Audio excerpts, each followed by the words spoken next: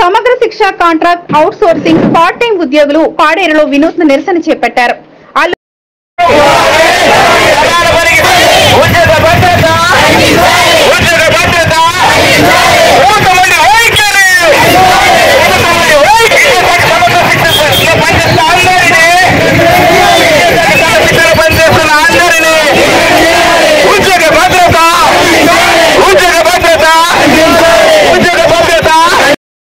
సీతారామరాజు జిల్లా కేంద్రం పాడేరు ఐటీడీఏ ఎదుట 7 రోజులుగా ఎస్ఎస్ఏ ఉద్యోగులు తమ సమస్యల సాధన కోసం రిలే నిరాహార దీక్షలు చేస్తున్నారు.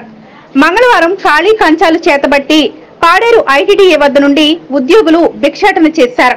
చాలీచాలని జీతంతో కుటుంబాన్ని నెట్టుకొస్తున్నామని ముఖ్యమంత్రి జగన్మోహన్ రెడ్డి ఎన్నికల ముందు పాదయాత్రలో ఇచ్చిన హామీ నిలబెట్టుకోవాలని డిమాండ్ చేశారు. ప్రభుత్వం స్పందించుకుంటే ఆందోళన ఉధృతం చేస్తామని హెచ్చరించారు. సమగ్ర శిక్ష జేఏసీ జిల్లా అధ్యక్షుడను ఈరోజు మా సమగ్ర శిక్ష విద్యాశాఖలో విలీనమైన ఉన్నటువంటి మా సమగ్ర శిక్ష ఉద్యోగుల సమస్యల పరిష్కారం కోరుతూ సమ్మె కూర్చోవడం జరిగింది. సమ్మె నేటితో 7వ రోజు. ఈ 7 రోజులు గడుస్తున్నప్పటికీ ప్రభుత్వం నుండి ఎటువంటి చలనం లేకపోవడం చాలా బాధాకరమైనటువంటి విషయము. ఈరోజు సమాన పనికి సమాన వేతనం సమగ్ర శిక్ష ఉద్యోగులందరినీ రెగ్యులర్ చేయాలని, అన్ని విభాగాల ఉద్యోగులు రెగ్యులర్ చేయాలని, అలాగే సుప్రీంకోర్టు తీర్పు ప్రకారం సమాన పనికి సమాన వేతనం ఇవ్వాలని మా యొక్క డిమాండ్స్తో సమ్మె బాట నడుస్తున్నాం. అయినా ప్రభుత్వం స్పందించట్లేదు. భవిష్యత్తులో మరి మా సమస్యలన్నింటినీ పరిష్కారం చేయని పక్షంలో ఈ సమ్మెని ఉధృతం చేస్తామని తెలియజేసుకుంటానండి. అదే డబ్బులు లేదు, జీతాలు లేవు, సమాన పనికి సమాన వేతనం లేదు. కాబట్టి ఖాళీ కంచాలు పట్టుకొని రోడ్న ఈరోజు అడుక్కు తినే పరిస్థితి మాకు వచ్చింది. కాబట్టి ఈ పరిస్థితి నుండి మాకు విముక్తి కలగజేయాలని, మాకు రెగ్యులర్ చేయాలని, మా సమగ్ర శిక్ష ఉద్యోగులందరికీ సమాన పనికి సమాన వేతనం ఇవ్వాలని తెలియజేస్తున్నామండి గవర్నమెంట్. సార్ ఈరోజు 7వ రోజు దీక్ష కంటిన్యూ అవుతుంది సార్. అయితే ఈరోజు మేము రోడ్డు మీద పడడానికి గల కారణం మా కడుపు కోత అండి. మాకిచ్చే జీతం చాలా తక్కువ. ఆ ఇచ్చే జీతం కూడా 4 నెలలకు ఒకసారి 3 నెలలకు ఒకసారి ఇస్తే మేము బ్రతికేది ఎలా సార్? ఈరోజు ఖర్చులు చూసుకున్నట్లయితే చాలా ఎక్కువగా ఉంది. నేను ఒక పేదదాన్ని సార్.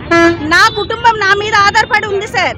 నా తల్లిని చూసుకోవాలి, నా తండ్రిని చూసుకోవాలి, నా అన్న కూడా మాకు ఎటువంటి ఆధారం లేదు సార్. నేను ఈరోజు ఒక ఇల్లు లేక నేను రెంటుకుంటున్నాను.